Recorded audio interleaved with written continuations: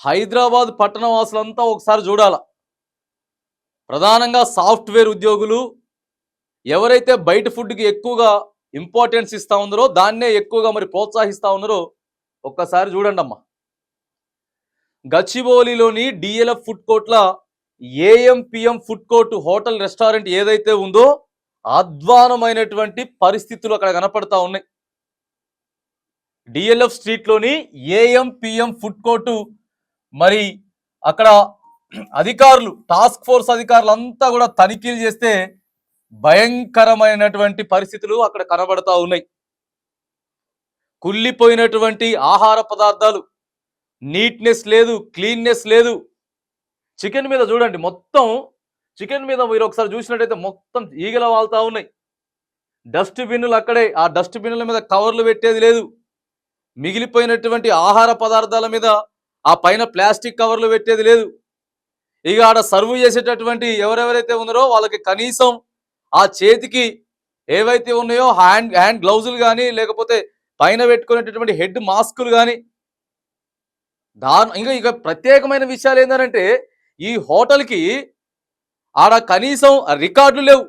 ఆడ పెట్టాలి, వాళ్ళకి ఏదైతే సర్టిఫికేట్ ఇష్యూ చేస్తూ ఉంటుందో ఫుడ్ సేఫ్టీ అధికారులు, లైసెన్స్ ఏదైతే పెడతారో ఆ లైసెన్స్ ఉండదు వాళ్ళ దగ్గర. దానికి సంబంధించినటువంటి మెడికల్ ఫిట్నెస్ సర్టిఫికెట్లు ఉండవు, హ్యాండ్లూమర్లు ఉండవు. ఏమైనా దారుణమైన పరిస్థితి ఉన్నదాడ. నిల్వ చేసినటువంటి ఆహార పదార్థాలు పెడతా ఉన్నారు. కుళ్ళిపోయినటువంటి చికెను, ఎప్పటిదో చికెన్ పట్టుకొచ్చి ఇక మనం అంతా ఏం చేస్తాం, మనకు టైం లేదు.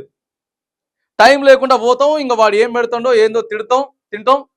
బయట నుంచి వచ్చే డస్ట్కి కనీసం ఎంట్రన్స్లో మరి ఏవేవైతే కనీసం ఆ క్రిములు ఏవైతే ఉన్నాయో, బయట దుమ్ము నుంచి క్రిములు వస్తాయి కదా, దానికన్నా కనీసం ఆ క్రిములు ఆపడానికి ఒక కవర్లు లేవు, ఏం లేవు.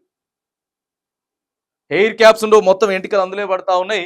డ్రైనేజీ చూడండి ఎంత కంపు కొడుతుందో ఆడ. సింకులు, నువ్వు చేయి కడుక్కోవడానికి పోయేటటువంటి సింకులు కానీ, హ్యాండ్ వాష్ చేసుకునే దగ్గర, ఇగో ఈ డ్రైనేజీల దగ్గర అస్తవ్యస్తంగా డస్ట్ బిన్ను, ఇగో ఇలాంటి పరిస్థితులు ఆడ ఉన్నాయి. 2 నెలల క్రితమే ఫుడ్ సేఫ్టీ అధికారులందరూ కూడా హైదరాబాద్ వ్యాప్తంగా కూడా ప్రముఖమైనటువంటి హోటళ్లల్లా, రెస్టారెంట్లల్లా తనిఖీలు నిర్వహించారు. ఎప్పుడెప్పుడే అండి, అసలు బూజు పట్టిపోయి దుర్వాసనలు వస్తూ ఉంటే అందరికీ నోటీసులు ఇచ్చారు. ఇక వాళ్ళని సీజ్ చేసేటటువంటి ప్రయత్నాలు చేశారు. ఎప్పటికప్పుడే అట్లే ఉంటే టాస్క్ ఫోర్స్ అధికారులు రంగంలోకి దిగితే మొత్తం బయటపడ్డాయి. మొత్తం చూడండి ఒకసారి, ప్రాణహాని ఇట్లాంటి తింటే ఉంటుందండి. అసలుకే సీజన్ వ్యాధులు వస్తూ ఉన్నాయి. క్రిమీ ప్రూఫ్ అసలు ఆ స్క్రీన్లు ఏర్పాటు చేయరు. ఎప్పటికప్పుడు ప్రాణాలతోటి చెలగాటాలు ఆడుతూ ఉన్నారు. ప్రధానంగా డిఎల్ఎఫ్ ఫుడ్ కోర్ట్లోనే ఆ స్ట్రీట్లో ఉన్నటువంటి గచ్చిబౌలి డిఎల్ఎఫ్లో ఉన్నటువంటి ఏఎంపిఎం హోటల్ల మ్యాక్సిమం అన్నీ అంతే ఉన్నాయి. ఇక ఇదైతే అత్యంత దారుణంగా ఉన్నది. ఎటువంటి సర్టిఫికెట్లు, ప్రభుత్వం నుంచి ఇచ్చినటువంటి సర్టిఫికెట్లు లేవు, లైసెన్సులు లేవు.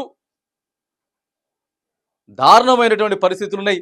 తక్షణమే టాస్క్ ఫోర్స్ అధికారులు ఈ హోటల్ ఏదైతే ఉందో, ఏఎంపిఎం ఫుడ్ కోర్ట్ ఏదైతే ఉందో దాన్ని వెంటనే సీజ్ చేయాలి, నోటీసులు జారీ చేయాలి. దీనితో పాటు అక్కడ మొత్తం ఆ స్ట్రీట్లో ఉన్నటువంటి ప్రతి ఒక్క రెస్టారెంట్ని కూడా తనిఖీ చేయాలి. హైదరాబాద్ పట్టణంలో ఉన్నటువంటి ప్రధానమైనటువంటి హోటల్ తనిఖీ చేయడం, నోటీసులు ఇవ్వడం కాదు, అన్నిటిని కూడా వాళ్ళకి బంద్ చేసి సీజ్ చేసి పడేయాలి. సీజ్ చేసి పడేస్తే కానీ 1 నెల 2 నెలలు అప్పుడు తెలుస్తుంది ప్రజల ప్రాణాలంటే ఏంది, వాళ్ళ ఆరోగ్యం ఎంత ముఖ్యం, డబ్బులు పెట్టి తింటా ఉన్నారు అనేటటువంటి పరిస్థితులు అన్నిటిని కూడా చక్కదిద్దకపోతే చూడండి ఒకసారి. ప్రధానంగా సాఫ్ట్వేర్ ఇంజనీర్లు, యువత, మరి ఎవరెవరైతే ప్రధానంగా బయట ఫుడ్కి ఇంపార్టెన్స్ ఇస్తా ఉన్నారో మీరంతా కూడా చూడండి, రికార్డులు మెయింటైన్ చేస్తలేరు. ఫుడ్ సేఫ్టీ అధికారులు ఇచ్చేటటువంటి ఏదీ లేదు. ఖచ్చితంగా ఇలాంటి హోటళ్ళు ఏవైతే ఉన్నాయో అన్నిటిని కూడా మూసిపడేయాలి. వాళ్ళ అనుమతులు ఏమైనా ఉంటే రద్దు చేయాల్సినటువంటి మరి పరిస్థితి అయితే ఇక్కడ కనపడతా ఉంది. ప్రధానంగా 1,10,00,000 మంది భాగ్యనగరంలో ఉన్నటువంటి ఆరోగ్యాన్ని దృష్టిలో పెట్టుకొని కూడా మరి ఫుడ్ సేఫ్టీ అధికారులు, టాస్క్ ఫోర్స్ అధికారులు పరిస్థితులు చక్కదిద్దాల్సినటువంటి బాధ్యత ఉన్నది.